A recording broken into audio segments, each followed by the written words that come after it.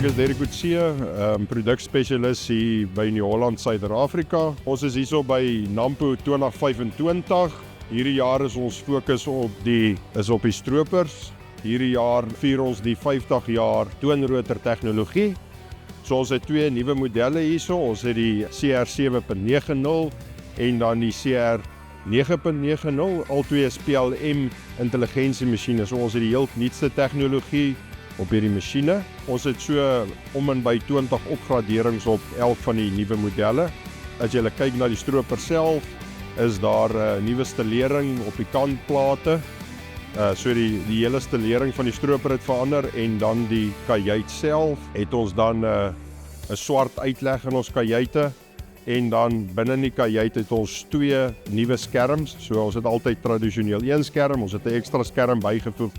So sodra jy 'n hoë spek masjien kry waar jy IntelliCruise en IntelliSense op die masjien het, dan kry jy die twee skerms. So jou tweede skerm wat bygevoeg is, het ons dan doen jy jou kartering als op en jou IntelliCruise en jou onderste skerm is dan nou spesifiek vir die verstellings op die masjien en om alles te monitor.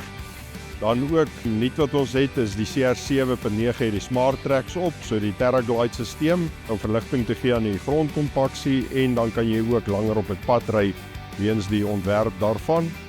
En dan in terme van tegnologie, die nuutste toevoeging wat ons het is die NutriSense. So met die NutriSense kan jy dan al jou voedingswaardes van jou gewas wat gestroop is, kan jy bepaal.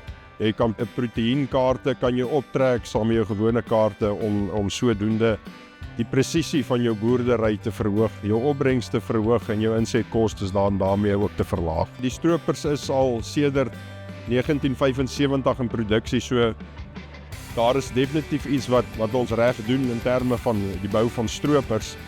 En die idee is om vir jou die beste te bring vir die boer, om die beste masjien vir hom te gee om die beste uit te kry op die ou ende van die dag. As daar enige ander vrae is of jy enige iets wil nasoek, kan jy op die webwerf van New Holland.